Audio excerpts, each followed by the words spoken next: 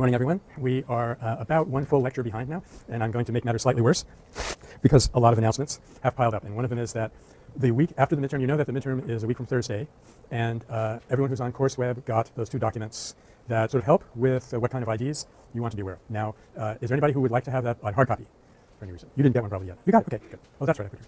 Okay, so we'll just leave it at that for now. Somewhere we'll save a twig, which reminds me we might be having a talk about the Oak Grove Satyagraha next week. But that will help for the midterm, and after the week after the midterm, we'll do a diagnostic, and then on that Thursday, whatever topic we're discussing, that's when I would like to have the proposals from you for what you're going to write on for your paper. So let me remind you how I recommend that people go about writing a paper. You latch on to some topic that intrigued you, and we did not have enough time to get into it in class, and think it over, do some background reading about it. And the second stage is you come up with a statement of some kind that you're going to try to prove or disprove about that topic, right? So a lot of people go through the first stage but not the second, and they hand us this proposal and they say, I want to write about Chipko. Now, I'm not going to say, no, Chipko is bad, don't write about Chipko. But I can't really help you until you decide what it is you want to say about it. You want to say, I'm going to try to show that Chipko is a model, environmentally based, anti-hegemonic, modern, nonviolent movement, ABCD. And then I can say, that's a pretty good idea, that's intriguing, why don't you look at this, that, and so forth. So make sure you go through those two things. And the other thing you have to make sure of is that you are dealing with nonviolence, because, just talk about something you don't like, even though you dislike it intensely, that doesn't necessarily mean that it's violent, and even if it did, it doesn't necessarily mean you're saying anything about nonviolence. Okay? And the other main guideline, I guess, to have in mind is, don't try to exhort anyone to do anything. You shouldn't have to do that. If you state your case well, the case should be so obvious that by the time the reader puts the paper down, he or she says, well, that does it. I'm going to India next week. I'm going to join the Chipko movement. I'm totally convinced, or something like that. So in other words, we already know that Gandhi is the greatest, and Gandhi's scholars are only slightly less great.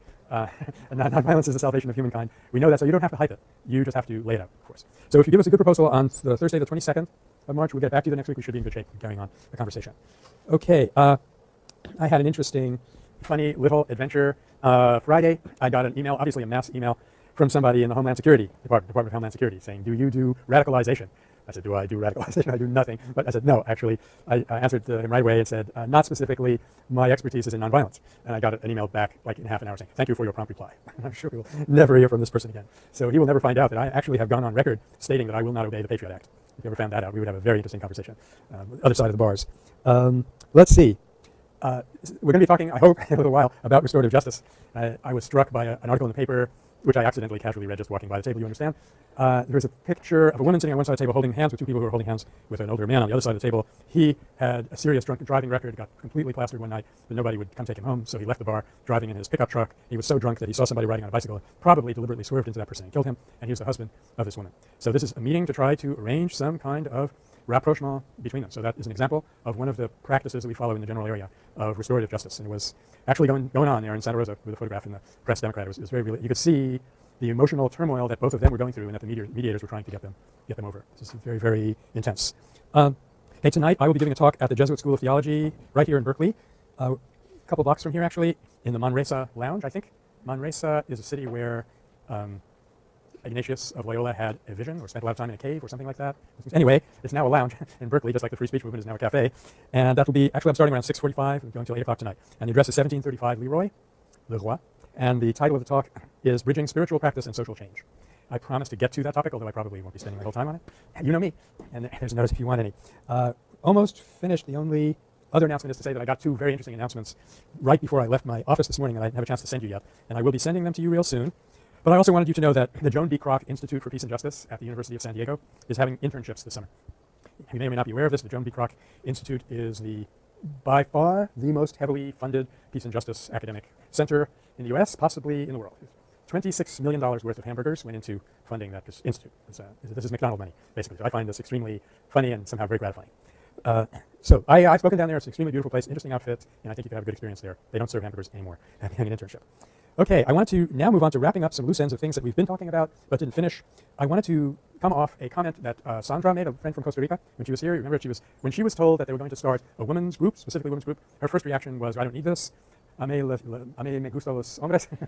She said, I'll leave you to work out the translation of that. But the point is that she said, I thought this was about all of us getting together. Why do we have to be just us? And it's an interesting issue and very, very important. It's kind of critical in how we're going to get the world put back together, given that major top-down institutions have all failed. And yes, I include universities in that sweeping generalization. Take me out for a latte and I'll tell you why. But as we rebuild the world, we have to understand what kind of unity it's going to have. And of course, the concept, we'll be getting back to this toward the end of the semester, is unity and diversity. And what we often find is that people have to be distinctly themselves before they can really merge with others. So it's almost a question of timing. And we can see this perhaps better. I'm here borrowing a technique from Plato, you'll instantly recognize. We can see this better on a big scale.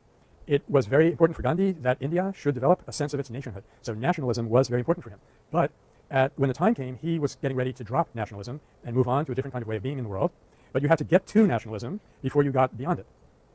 So this is a parallel, if you will, to what I think this women's group is going through. They have to act and be together as women to discover specifically what capacities and liabilities, if any, they may have as women before they move past these specific liabilities and capacities and connect up with the rest of the world. And I would say that's true even of the individual, that you have to know who you are before you can be at one with everybody. What is the one that you're bringing to merge into the whole? There's a colleague of mine whose work we're going to be talking about in a little bit. He is a Gandhian scholar, Manfred Steger, and he has a book called Gandhi and Nationalism, which is, I think, pretty darn good on that. But we're going to be talking about his work on globalization pretty soon. Now, of course, what happened for Gandhi actually was, in many cases, people latched on to the nationalism and never got a way of latching off of it. So as his famous comment, I got on the train to Rishikesh and they got off in Delhi. In other words, he was heading for a spiritual revolution. The minute they saw that they were getting some political power, they seized onto that, thought this is as far as we have to go. Okay? So this by way of a comment on what Sandra said. It's an interesting, not a dilemma, but it's not a simple matter. Should we be specifically ourselves or should we not? It's not that simple. We have to transitionally, provisionally know exactly who we are as an individual, as a category, and then when we know who we are, we can move after that and be part of the whole. So it's a kind of Swadeshi, I guess, and that's why Martin Luther King said, you can never be what you ought to be until I am what I ought to be, and I can never be what I ought to be until you are what you ought to be. So I try to make you into me, which I'm trying to resist the temptation to do. Of course, it's an occupational hazard for teachers, right? If I try to make you into me, we'll both lose, because I'll lose the specific contribution that you are and you can make. So much for Sandra's remark, and I am waiting for material from them so that we can go further into what exactly the people in Costa Rica are doing. I now want to say a little bit more about third-party nonviolent intervention. For kind of a background history, you do have this old classic in your reader by Charlie Walker called The World Peace Guard. Totally out of print. You'll never see that book anywhere unless you come and take me out for a latte to the FSM and ask me to bring a copy. It's very, very hard to come by, and Charlie himself passed away a few years ago. But in between the Shanti Sena experiments of Gandhi and the modern adventures in third-party nonviolent intervention, there was an attempt to create what they were calling a World Peace Guard. And just to give you one example of how it was working or not working, and this was actually while Gandhi was still very much in the body, if I have my dates right, it was sometime in the early 1930s the Japanese invaded Manchuria. People were very much afraid that the Second World War was going to come out of this, which did. And there was a woman, an Anglican minister actually in Britain named Maud Royden, who decided that what we should do is collect 10 or 15,000 people, get them to Manchuria right away, and position them in between the Japanese and the Manchu Chinese. And so she thought Gandhi would be totally thrilled with this concept.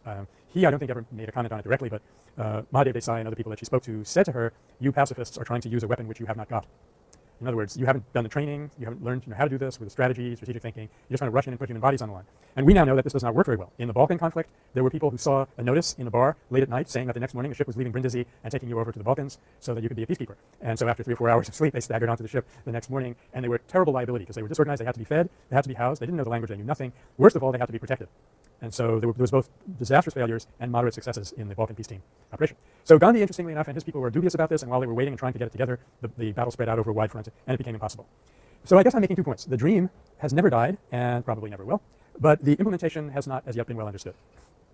There's one dimension. I could talk about third-party nonviolent intervention a lot because I've been working on it for a long time, and I think it's really the coming thing and the way to go, but we need to move on to other topics, so I just want to mention another dimension of it, and that is a semi-technical term that peace movement people bandy about, called interpretation. And so how does this work? For example, going over now to civilian-based defense, which is the sister strategy of TPNI, you have this one historic example that people in the field tend to know about, and that is Prague Spring, Czechoslovakia, 1968-69. Pretty darn successful. If you read standard historical accounts of it, you will get almost no mention of the fact that we know this is a thing. It's called civilian-based defense, and here's the organization that tells you how to do it, and so forth. As a result, people risk their lives, and in some cases lose them, and in some cases have these brilliant successes, and the world never finds out about it. The world never finds out about it for 2 reasons. They don't hear about it at all, and if they did, it would not fit into a frame that they can cognize. You know, there's this thing about human beings, and I think that applies to most of us in this class, as well as the television audience, that in order to understand something, you need a frame of reference for it to land in. Now, let me give you kind of sad example of this. And, Adam, I hope you don't mind. I had a very distinguished colleague in political science, and we went out to lunch one time. We were good buddies, and I started telling him about third-party nonviolent interventions. We've got about 20 organizations doing this. It's incredibly powerful. Nobody's been killed so far. Everybody we've accompanied has been protected, and he was amazed. I mean, this man was one of the world's foremost authorities in the sort of peace area of international studies within political science. And he had a fantastic reputation. And he's saying to me, Mike, that's what he called me. He said, Mike, this is amazing. So I said, yeah, I thought so, Ernie. So I'll tell you what, why don't you pull together a little seminar, with your colleagues, and I'll come and lay it out for them. And he said, no. I said, excuse me, Ernie, what did you say? He said, no. Well, I went back and trying to figure out what's going on here. Took him out to lunch again. It was getting expensive. And ran it by him again. He said, Ernie, it's very easy for me. You just say there's going to be a seminar in 223 Moses River. I'll come talk about this. No. I said, do you mind telling me why not? He thought for a while. Because he really was trying to formulate why this wouldn't work. And finally said, it's not their culture. It's not their culture, whatever that means. So our job is to create an alternative culture in which these things would make sense, and we would notice them, understand them, and do them in that order. So for that reason, you have people doing these wonderful things. You have a handful of people in Guatemala whose presence makes it possible for you to have a peace process in that country. Amazing leverage, tremendous effectiveness. Nobody knows about it. As a result, when PBI says, okay, we've protected these people, they can now live, they move on, the country in one way or another degenerates back into the same old, same old. Things are very, very bad in Guatemala right now. You heard David Hartsough mention that it's one of the countries that Nonviolent Peace Force is thinking of going into, and that's because I think she's our assistant director, I'm not sure, is from Guatemala, and she's now receiving death threats for the second go-round. So interpretation means you tell people what happened and you explain why it happened so that they get to understand it and enlarge their frame of reference. And it's, of all the dimensions of building third-party nonviolent intervention, I would say interpretation thus far is the weakest. It's even weaker than training, which I went on and on about last week.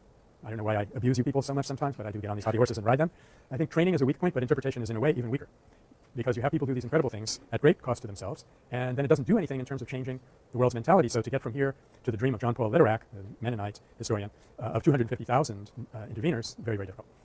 I was at a talk in the United States Institute of Peace back in the 90s about peace teams, as we were calling it then, and I was complaining about the fact that when there was a famine in Somalia, the Marines went in to take foodstuffs to Somalia, and leading to Black Hawk Down and all the rest of it.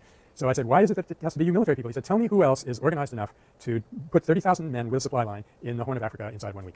No one. There's no one else has built up an institution to the point where they can do this. So that's why we really, there has to be kind of a tipping point where what we're hoping to do with Nonviolent Peace Force is pick an intervention which we can succeed in, go ahead and succeed, and then turn around and tell people what happened. It has to be a place where people are actually giving some attention. The conflict is getting attention.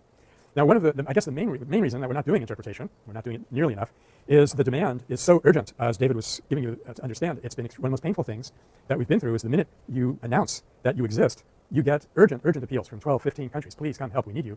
And we don't have the wherewithal to do it. So we have to go through this horrible triage, which is so painful I can hardly tell you. We have to say, we can't come into your country because we'd be just wiped out. We'd be creamed, that wouldn't work. Can't come into your country because nobody's paying attention to your conflict. I'm terribly sorry. We have to do one where it will, A, it'll work, B, will be, there's a credible network on the ground that we can help them survive and then get out. Sometimes, as you were rightly pointing out, how to leave is important. And thirdly, that people will know about it. So that's one of the main reasons we aren't doing interpretation. Artie?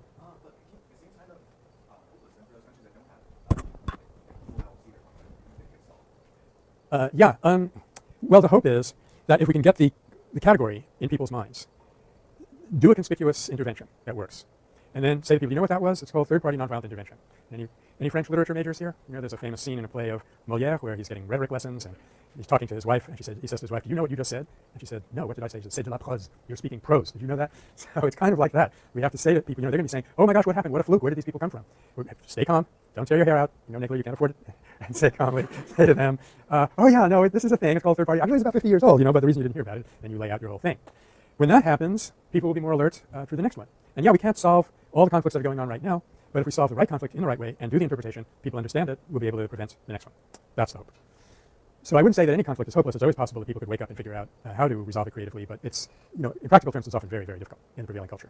Okay. So one of the first things that Nonviolent Peace Force did, even before we were able to put a team as a pilot project in Sri Lanka, was to do a study, a serious in-depth study for about a year and a half on the do's and the don'ts, the history, the theory of third-party intervention. And we very cleverly, because we had the whole world at our disposal, whom do you choose if you want a really thorough research study done? A German. So we had this wonderful woman, Christine Schweitzer, and she did a thorough, total job of laying out, I'm not making an ethnic slur here, it happens to be part of their educational system. We have this wonderful document on the web which lays out the history from a pragmatic standpoint of how this thing works, and it's on our website. So even if we never saved any lives, and already we've saved a lot, relatively speaking, even if we never grew, we've done something to increase the culture, to use that famous term. Okay, so I am now going to, with some regret, move on to our next topic, which was slated for last Thursday, which is restorative justice, and I'll do that as soon as you feel you don't have any questions left about third-party nonviolent intervention. In other words, do you have any more questions before we move on? Yes, Catherine.